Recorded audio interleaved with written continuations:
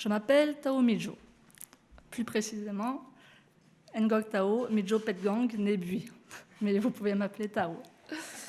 J'ai 38 ans. Je suis infirmière en laboratoire. Là, on fait les tests PCR. Je suis mariée et j'ai 3 garçons. Ils sont là-bas.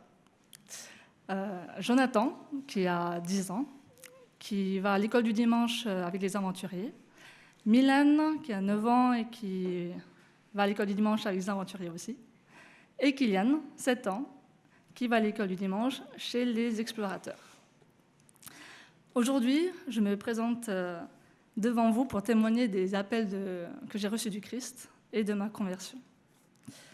Mais d'abord, il faut que vous sachiez que j'ai été élevée par des bouddhistes.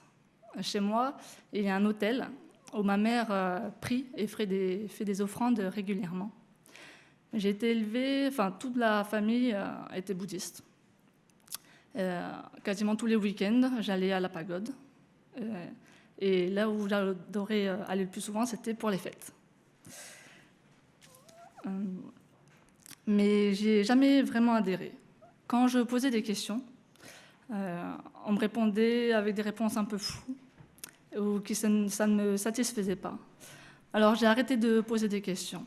J'étais alors en primaire. C'est d'ailleurs à l'école que j'ai rencontré des copines qui allaient au catéchisme. Et une fois, ça m'a interpellée, j'ai vu une crèche à côté du sapin chez l'une d'elles. Je connaissais ce qu'était une autorité publique avec les films, le petit Jésus, la grande étoile, Dieu, mais j'en savais pas plus. Et mes copines ne m'en parlaient pas plus du christianisme et je ne leur posais pas de questions. Ensuite, au collège, j'ai rencontré une autre copine qui allait elle aussi au catéchisme. Et déjà, avant ça, je me demandais, mais est-ce que Dieu existe ? Et elle, alors, m'a invitée à partager un temps avec Dieu, entre jeunes. J'appelle ça un temps avec Dieu parce que je ne me rappelle plus où c'était ni combien de temps ça a duré. Ce que je me rappelle, c'est qu'on s'était retrouvés sur un terrain d'herbe dehors. On avait fait un cercle en se tenant les mains. Et l'animateur avait prié. On avait partagé la Sainte Seine. Et on avait fini la matinée à jouer. C'était un moment que j'ai bien apprécié, mais que je n'ai pas renouvelé par manque d'invitation. Ensuite, mon ami ne m'a pas parlé plus que ça du christianisme, et je ne lui ai pas non plus posé de questions.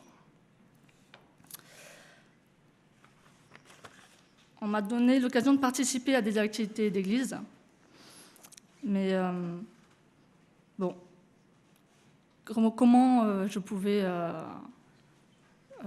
refaire ça, je ne savais pas. Et une autre fois, en seconde, en cours d'histoire, on s'est tous retrouvés avec une Bible, là, comme ça, au coin de la table. Et je me suis dit, mais comment on peut trouver la Bible dans un lycée laïque ? Ça m'a vraiment interpellée.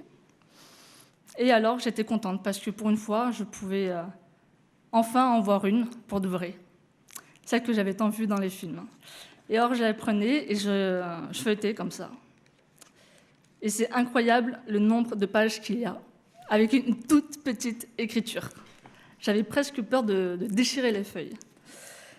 Et je feuilletais et j'étais curieuse, mais en même temps agacée, parce que on était dans un établissement laïque. Et donc, je ne comprenais pas pourquoi la religion entrait là-dedans. Et je me rendais compte que le christianisme était tellement puissant qu'on le retrouvait partout. Il a fallu un appel de plus pour que je reconnaisse enfin l'appel du Christ. J'ai rencontré à 17 ans un garçon qui se baladait quasiment tous les jours avec un petit bouquin dans la poche, comme ça, dans son jean, tout petit. C'était le Nouveau Testament. Combien de garçons font ça ? Je ne sais pas. Lui, il m'a parlé de Jésus, de notre Père et de la bonne nouvelle. Il m'a tendu son livre et m'a proposé de le lire, ce que j'ai fait. Et j'ai tellement bien aimé que j'ai lu l'Ancien Testament aussi. Je lui posais plein de questions. Et lui, il me répondait et il me renvoyait toujours vers des extraits de la Bible. Pour finir, je l'ai épousé. J'ai trouvé dans la Bible des réponses à mes questions et aussi de l'espoir dans une vie à venir. Dieu existe-t-il ? Oui, j'en suis convaincue. Il m'aime et s'est sacrifié pour me sauver. Je n'allais pas à l'église, je lisais la Bible chez moi et je discutais avec mon mari sur mes lectures. Et tandis que lui préférait lire la Bible seul et sans fréquenter d'église, moi je voulais aller à des cultes.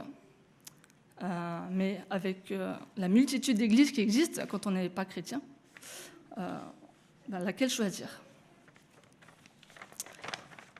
J'éprouvais vraiment un grand désir de me faire baptiser. Mais par qui ? C'est dans cette démarche que Dieu m'a amenée à l'ECE, ici, il y a 3 ans. Et vers le début, j'ai eu des entretiens avec les anciens. Et Jean-Marc m'a demandé comment et quand ma conversion avait eu lieu. Impossible de le savoir. Pour moi, ça s'était fait progressivement.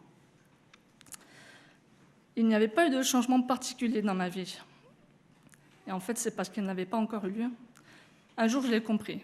Ricardo prêchait sur la conversion de Saul de Tarse, appelé Paul.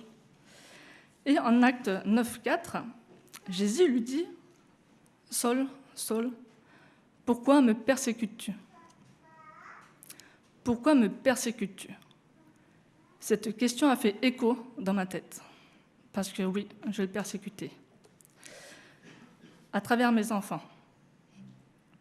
Car depuis la naissance de Jonathan, j'étais devenue impatiente. Je râlais beaucoup et je perdais confiance en moi. C'est dur d'avoir un petit bébé. Puis Milan est arrivé et la colère s'est rajoutée à mes défauts. Et quand Kylian est né, alors là, j'étais devenue très colérique, très impatiente, très râleuse. Et quelquefois, j'étais désemparée. Et ça avait des conséquences aussi sur mon couple. Et je me rappelais alors ce que Jésus avait dit à ses disciples, en Marc 9, verset 37. « Celui qui accueille en mon nom un de ses petits-enfants, c'est moi-même qui l'accueille. Et celui qui m'accueille, ce n'est pas moi qui l'accueille, mais celui qui m'a envoyé. » Ce jour-là, j'ai fait le tour de mes péchés. Les reconnaître m'a fait mal. Mais demander pardon était accessible, et je savais que Dieu me pardonnerait, car j'ai foi en la mort et la résurrection de Jésus. Et j'ai commencé à changer d'attitude. Depuis que je viens à l'église, je peux poser toutes mes questions. Je peux chanter pour la gloire de notre Seigneur. Et j'ai créé des liens avec des frères et des sœurs chez qui je trouve du soutien et des encouragements. Par le baptême, je suis témoin de Jésus-Christ dans le monde. Je m'engage à le servir toute ma vie. Et devenir membre de l'Église m'aidera à persévérer dans cette voie. Merci.